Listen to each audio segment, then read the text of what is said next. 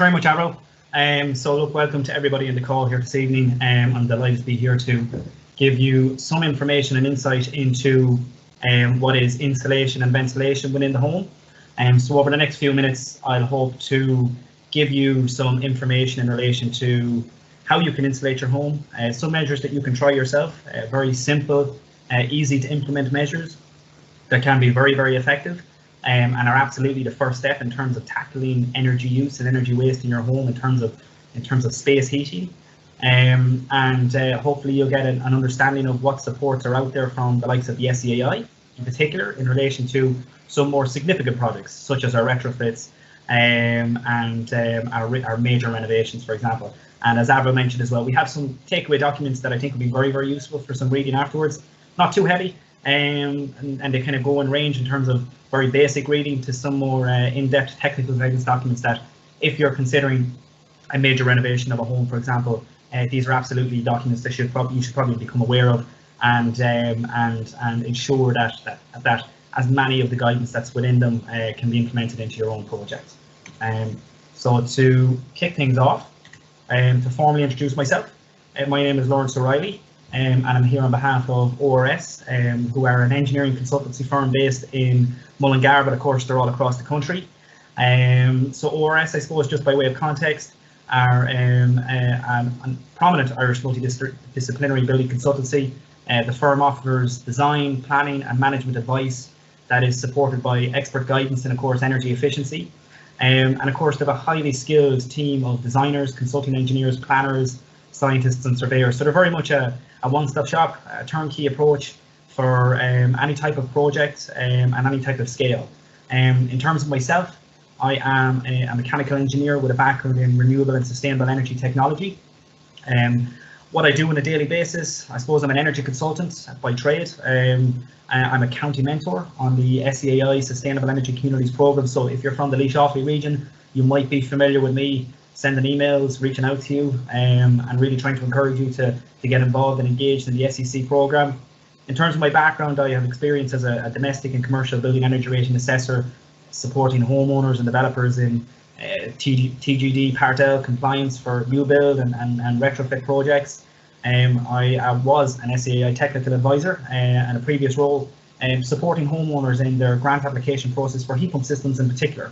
I've carried out airtightness testing, of course energy audits, and I suppose that some people on the call will be familiar with energy master plans as well as part of the Sustainable Energy Communities Programme, one of the major benefits by joining the programme. Of course you can follow me on my LinkedIn profile. The slides I think will be shared afterwards, so just follow the link to my name and you'll be able to follow some of the stuff that we do throughout Laois Offaly in terms of the SEC programme and what's kind of happening in that space. Again, just to reiterate some of the workshop outcomes, really, we're not going to dig into really specific scientific detail here today. This is for anybody from any level of background, technical background, to be able to understand heat loss in the home and to be able to identify insulation and ventilation types that you can implement within your home to reduce energy use, but also to improve indoor air quality, which is very, very important and absolutely should not be overlooked. And of course, to understand the next steps that you can take to improve insulation and ventilation within your own home. So a reminder, so this is the 6th of a series of workshops, the winter workshop series. On the 9th of March, coming up next, we have an episode specifically dedicated to heat pump systems. So that will be showcased on the 9th of March at 7 p.m. The registration link hasn't gone out yet, but likewise, keep an eye out on your emails and make sure to register for that particular event. Again, with the slides that are passed out after this presentation, if you follow the link at the bottom of this slide, that will bring you to the YouTube page for SEAI for all of the previous winter workshop presentations that have gone on before, covering lighting within the home, building energy rating assessments and such. So loads of great information to help you better understand energy use in your own home. A constant message that I suppose as county mentors and the SEAI have constantly been putting out there.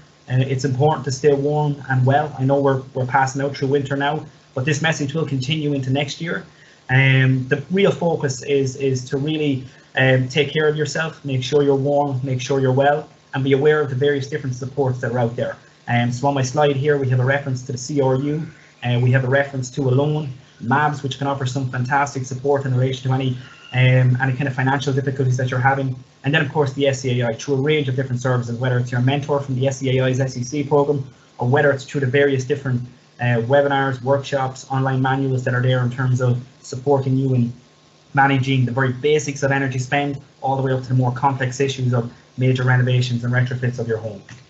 So that kind of leads us then into our actual presentation here and into some of the content that we'll discuss. And first up, we'll try to define a little bit about understanding heat loss and what drives this whole fabric first approach, which is very much what you will hear over and over again as you pursue a renovation in your home. So my slide here breaks up a home with a number of percentages and descriptions around it, but I'll get you to focus on the pie chart to the right of the slide at first. And what that does is it breaks down the proportion or the split of energy that we consume within our home on a typical basis, typical annual or daily basis. And what we can see from the large chunk taking up almost 60% of the pie chart here is that blue mark of space heating. And what we can tell by looking at that is that space heating contributes to the highest energy use and is the most significant energy user within our home. So we know that that's one of the biggest drivers in terms of our energy bills and what we're paying out at the end of each month. And that's really what we're trying to focus on here today, is trying to narrow that down and reduce the quantity of that pie chart that's taken up by our space heating. And of course, the image to the left of my slide here defines, I suppose, the elements of our home that actually contribute to inefficiency within our space heating. It's broken up into our windows and our doors, our floors, our walls, our roofs, and of course, air infiltration. Very, very important that we take due consideration and appropriate measures to reduce heat loss from drafts within our home, which is very, very important.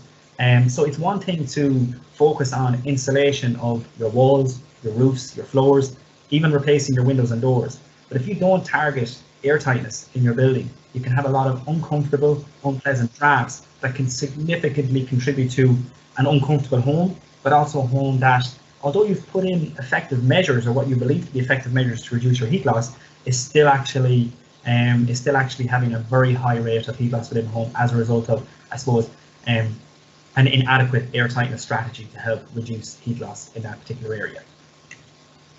So when it comes to improving energy efficiency in our home from, I suppose, a heat loss perspective, we need to know where to start.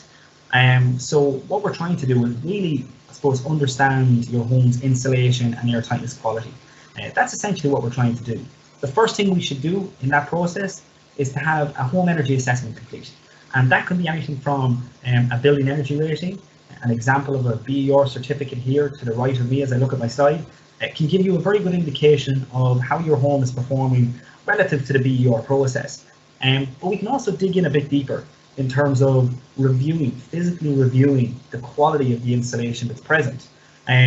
Sometimes these things can be missed within a standard building energy rating assessment. So that can be a visual inspection of your cavity wall, for example, through the likes of a boroscope inspection, physical examination of the quality and the consistency of the insulation within our attic. And I suppose we can go another step further, visual inspection of our draft stripping and ventilation in our home as well. So we have double glazed windows, for example, but are the locks and seals damaged? Have they degraded? When you open up the particular window, is the draft stripping around the perimeter of the window damaged, ineffective, and as a result contributing to heat loss through drafts, through air exchange from the internal and external spaces. Another level above, you may be familiar with thermal imaging surveys, and this is a very, very effective way of getting into a bit more detail into your specific home and understanding what heat loss can be in your home.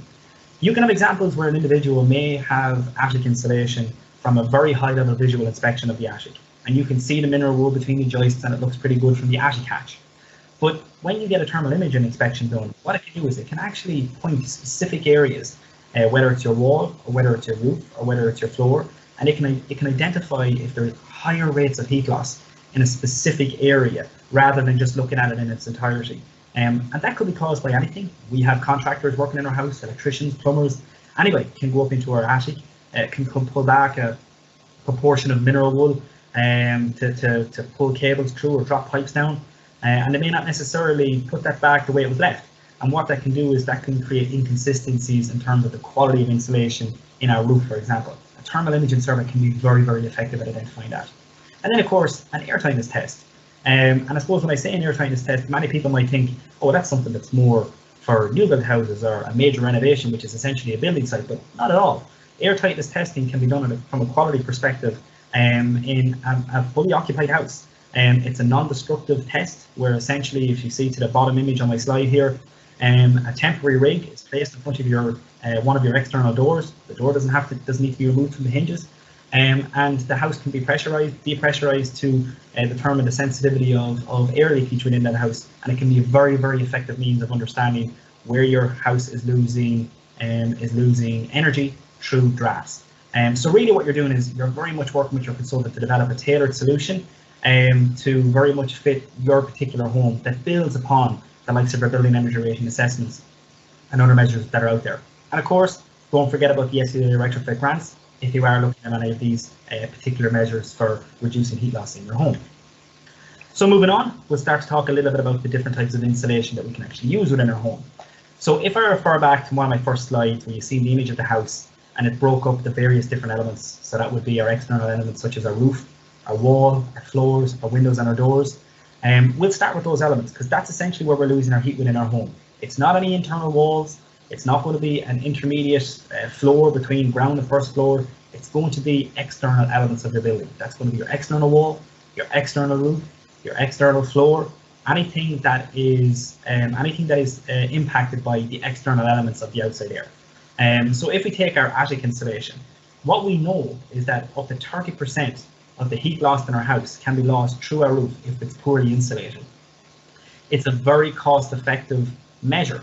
It's a very simple measure to rectify yourself. You may not necessarily need to bring in a contractor to improve the insulation within your attic. You can see from the top image of our slide here, typically within a standard pitched roof, which is a standard joist ceiling, we would have mineral wool typically between those joists. Now, you know, if a certain percentage of the people on this call were to pop their heads up into their attics, what would they see? Well, they'd probably see a lot of antiques and old stuff left up into storage. But if they look in between the joists, they might see very condensed, poor quality of mineral wool that might be there from when the house was first built. And that could be possibly 2 inches of insulation that's really ineffective at that stage and inconsistent too. What we're looking to achieve is ideally 12 inches or 300 millimeter of that mineral wool laid in between our joists and cross-rolled as well. So that's to ensure that we have the most effective coverage of insulation by cross-rolling it. So don't forget that detail. And you can see an example of our contractor here rolling the insulation between the joists, but he's optimizing that by then cross-rolling the top layer of insulation that we can see just under the eaves behind the collars, behind the supports just behind him. Very important that you consider ventilation, and this is going to be the case for any insulation upgrade that you do within your home. When it comes to the roof space, particularly this type of detail, you'll see from my image just below the attic insulation contractor where we have the arrow representing airflow up through the soffit and through a 10 mil gap between the eaves. This is very, very important to ensure that the timbers within our roof structure can actually breathe effectively and stay structurally sound. And of course, if it's not possible to achieve ventilation, if the soffit just doesn't allow it, you can see from the right hand side of my insulation picture where the contractor is rolling out the insulation, a roof vent, a roof tile vent. These are very effective ways of ensuring that again, timbers within your roof are fully dry, are fully breathable, and are structurally sound over a long period of time. And of course, be very aware of access to that space afterwards. It's not going to be practical to use your attic anymore as a means of storage for a lot of items that I know I certainly have up in mine as well. But there will need to be access into that attic for water tanks, for example. So consider safety walkways that can be built conscious of insulation quality and quantity as well.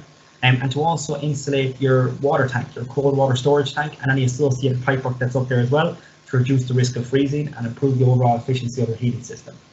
So that now leads us then into wall insulation. And similar to attic insulation, wall insulation can contribute to up to 30% of the heat loss throughout the home. There are 3 primary types of, or more common types of wall insulation that you'll typically come across relative to the types of builds that we have in Ireland.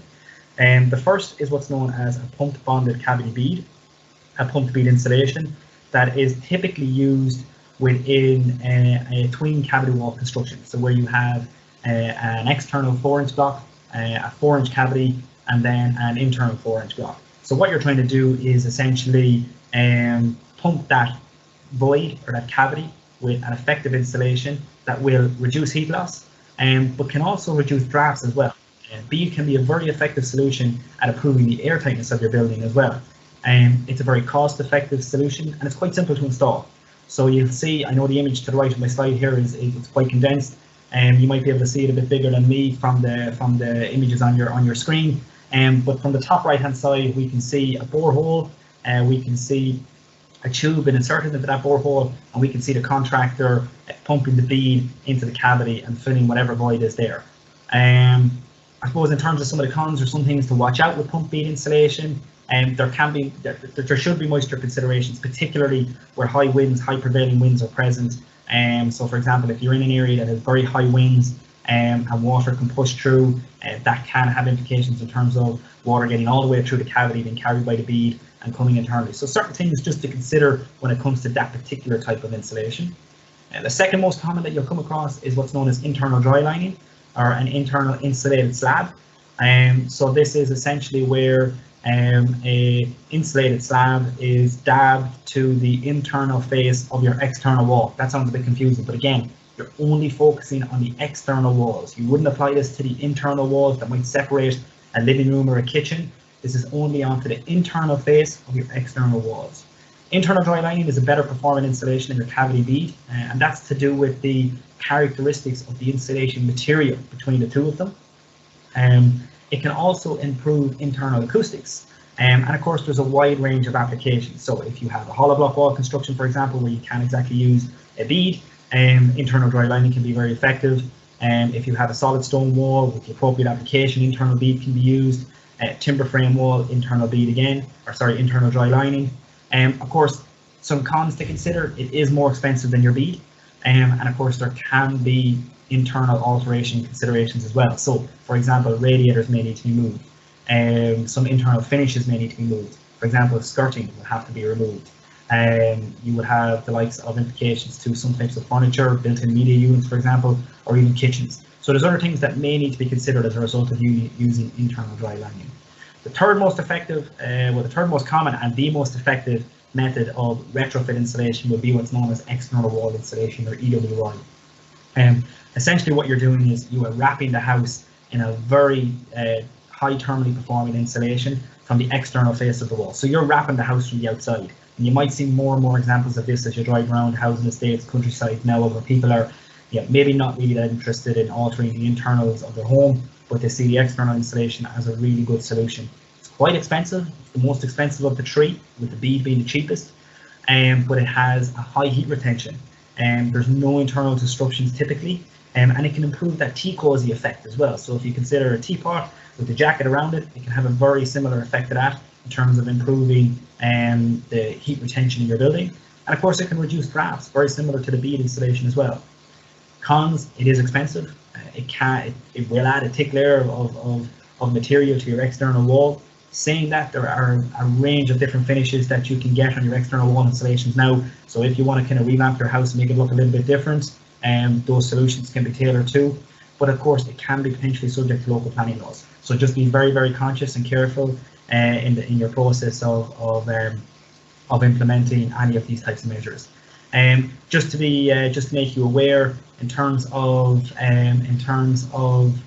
the cost implications, be aware that the bead and the attic insulation under the SEAI's individual grant program now are up to 80% funded. So those are ones that people should be looking at absolutely straight away. And to give you a local example, we had a home here which was a small bungalow, and it turned out that the contractor was able to retain 100% of the grant back from the SEAI's insulation program, the individual grant measure, because the cost of works didn't exceed the €1,700 that's declared within the grant program. So we were able to reclaim back 100% of the cost in that. So that's something that a lot of people probably don't know. So very quickly you can have those measures done very, very simply, and it can be very, very effective. Again, ventilation considerations. Be very, very conscious of whatever insulation measure you implement within your home, that you're very conscious of ventilation in that particular area. If you're going down any of the grant roads with SEAI, you will need to show proof of ventilation after work. So if it's the pump feed, you will need to show your sleeve pipe through the cavity wall, your internal, your external vent in each room, where there's combustible devices, that there will be a fully openable vent in that room to ensure that there's constant fresh air within the space that you're living in. So it's very, very important to always be aware of ventilation. And I show an example of, I suppose, a very effective ventilation solution for a typical wall construction at the bottom of this slide, which actually has a draft excluder as well, for want of a better word, on the external face that stops very high drafts coming in and making it feel quite uncomfortable. Moving on to floor insulation, we know that 20% of heat loss can be through your floors. I think, to be fair, floor insulation can be very much part of a larger retrofit. So there's two types of floors that we would typically consider when it comes to floor insulation. So suspended floor, which would be essentially allowing you to insulate between the joists. This is one that can be implemented relatively effectively. You can see from our image here where the contractor has pulled up the original, probably timber floors, and has put a high quality PIR insulation in between the joists, and then we'll refloor that, and that can be very, very effective and quite cost effective. Solid floor can be a lot more difficult. That will require you to, I suppose, become more destructive in your nature, but it does present other opportunities. It presents opportunities for potentially installing underfloor heating that would be very, very effective with a heat pump system as well. So just be aware of the solutions that are there with our floor elements. Of course, we have our windows and doors, which contribute up to 10% of heat loss throughout our building. And of course, measures that we can implement relatively straightforward in terms of improving our windows and doors. Of course, draft proofing, we mentioned that already. So this is something that you can do yourself. You don't necessarily need to bring a contractor in. So a very quick walkthrough of your building. Look at the existing openings that are there. Can you remove the old, degraded draft stripping and put on some new stuff that can be very easily bought in any local hardware at a good price? Another level above that, secondary glazing of existing windows. So if, for example, there are certain limitations, whether it's restrictions for traditional buildings or whether you don't want to get rid of the existing windows that are there, secondary glazing can be a very effective solution. Reglazing of existing units while maintaining the original frame can be a cost-effective solution as well. And then, of course, replacement of the window unit itself. So pulling out the entire window, the entire frame, and installing new double or triple glazed units that will outperform significantly the units that are already installed there. So that then brings us on to discussing a little bit about air tightness and ventilation types within our homes. So I'll start off with air tightness and draftiness. And it's very, very important that we make a distinction between the air tightness or the draftiness of our home and also the ventilation of our home. So if we talk about air tightness first, so the degree of air leakage or air infiltration, it's defined as the degree of air leakage or air infiltration that a building has. So essentially making a building airtight means that you're eliminating all of the drafts in there. So that's going to be drafts that you don't want. That's called uncontrolled ventilation, if you like. So things that are making you feel quite uncomfortable, that are impacting the energy performance of the home. So where can you typically find these uncontrolled drafts, if you like, within your home? Well, these can be within poorly installed wall or ceiling vents. So if you have an external wall vent, can it be poorly sleeved? Can the vent covers be poorly installed? And is that, as a result, causing excessive air to blow into your home? Through services, so through the likes of your electrical cabling, through plumbing pipe work, and even through sockets on external walls.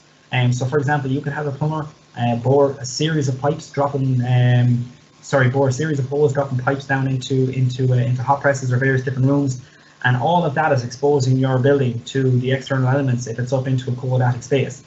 So again, that's going to impact in terms of your building's air tightness and that type of performance. Around our windows and doors, so around the frames and the reveals of our windows and doors, but also around the draft stripping that we touched on before. Attic hatches, again, your attic hatch is the very same as a window. If you open that attic hatch, have you got an effective draft strip around the perimeter? And have you also got an effective latch and seal to force that attic hatch closed? So no very high strong winds are going to push that down and make your draft stripping ineffective anyway. through light fittings that are penetrating your external ceiling, if you like, and then through chimney spaces as well. So all of these can have implications in terms of impacting our house's airtightness performance. And of course, what are remedies that we can use to try and rectify that? So we can simply invest and use some simple types of caulk, for example, airtightness caulk around skirting board, around surfaces, around ventilation points, not the vent hole itself, but around the perimeter of vent points that may have excessive air leaking out through it. Draft strip it again through our attic hatches, effective locks and effective seals, through our windows and doors, properly sleeved, properly covered external wall vent covers, airtightness tapes and airtightness membranes. So if you're considering a wider retrofit, do put due consideration into membranes that you can install below your ceiling joists to reduce air leakage through your ceiling. Airtightness tapes and membranes that can be installed to openings such as windows and doors. And then of course, chimney balloons. If you're not using your chimney, if that fireplace is now closed up, if the grate has been removed, if it's become redundant and it's only an aesthetic feature, there's still a significant amount of draft blowing down and heat being lost through that space. So chimney balloons, very cheap, very effective, can be bought in any retail or any hardware store locally, and can be very, very effective at reducing heat loss through that particular space. That brings us then on to our ventilation. So air leakage is uncontrolled air movement, which is what we discussed a moment ago. But ventilation is controlled air movement. Very, very important part of a healthy building is that you have the appropriate ventilation strategy to ensure that there's fresh, good quality air within your building.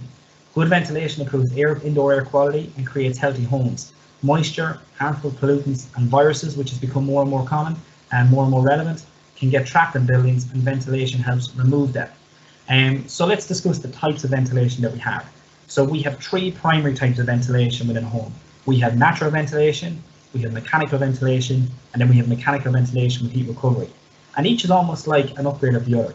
Natural ventilation is essentially what we've seen in homes for years throughout Ireland, using windows that can open, using trickle vents within windows that allow fresh air to come in naturally from the outside and improve the air quality, and also the vents on our walls as well, ensuring that they're opened effectively. Very important that if a house is very airtight, natural ventilation should not be used. That's very, very important. And you should always liaise carefully with your contractor in terms of, if you have employed a very strong airtightness strategy and your house goes below a certain level of airtightness, that you need to put in due consideration to whether you should have natural ventilation or some form of forced mechanical ventilation. Essentially, if the house is too airtight, natural ventilation won't work in terms of ensuring fresh air is constantly recirculating into those rooms. So our second solution then is mechanical ventilation, and I put an example here, DCV, demand control ventilation. Essentially, mechanical ventilation combines, I suppose, our natural conventional, wall vents or trickle vents with extractor fans. So these fans can be used to pull fresh air from outside into the building, and I suppose natural vents can then dispel the stagnant stale air out, or natural vents can on the walls can be used to pull air in when an extractor vent is installed to a ceiling. Is pulling that air out, pulling that stagnant air out. It's creating a system which allows the fresh air to constantly be circulated within the home, and those are more effective solutions in a house that is airtight and can't essentially get the best recovery of fresh air naturally. It needs that bit of force, it needs that bit of mechanical support to get it there. And of course, the last one then is mechanical ventilation with heat recovery, which is essentially very similar to your mechanical ventilation, except it's all mechanical in terms of you very rarely see any form of natural vent in this type of system. So you have supply and extract vents within the home, which will the extract vents will essentially pull the warm stagnant air out of the house, through the use of a heat exchanger. They'll exchange the warm stagnant air with the fresh cold air coming in, and the fresh cold air coming in then becomes fresh warm air. So it can be very, very effective at recovering waste heat and making your house more energy efficient. One thing to state, if you are installing mechanical ventilation system, it's very important that that mechanical ventilation system is independently validated by a registered SEAI ventilation validator, and that list can be found by just googling SEAI ventilation validator.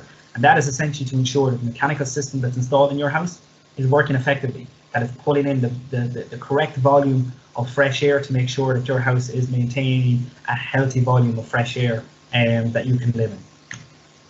Of course, tips for improving ventilation within your home: always leave trickle vents and wall vents open and unblocked, especially where combustion devices are present, so where you might have a solid fuel stove in a room heater, for example. Where practical, leave internal doors open between rooms so air can flow throughout occupied spaces of the dwelling. Check and clean any wall vents and extractor fans in bathrooms and kitchens to ensure that there's no unnecessary blockages there. Clean filters associated with mechanical ventilation and carry out regular maintenance. And also become familiar with how to control and use your system as well. And then of course use your cooker hoods when you're cooking in kitchens, that can help to remove any damp, moist air that might be associated with any kind of cooking procedures that are happening there. So I see from the clock here we're gone past the 30-minute mark there. I'm conscious of people's time, but what I do want to do is just highlight some of the key takeaways from today's workshop.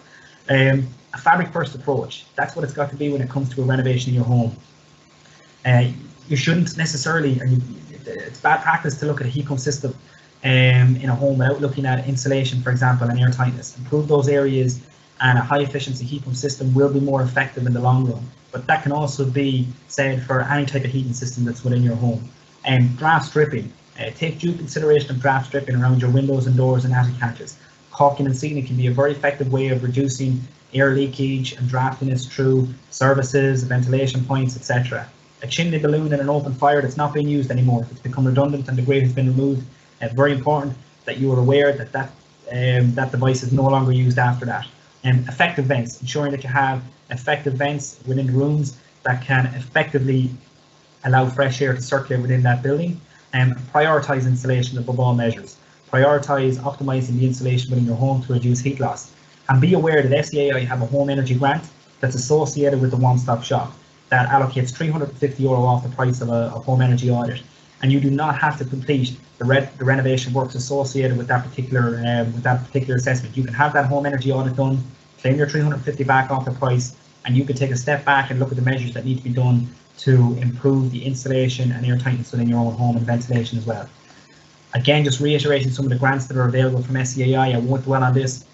This is linked directly to the one-stop shop B-Target grant that's currently out there, but there are individual grant measures that can also be implemented and used as well if you want to take more bite-sized projects on rather than a full retrofit.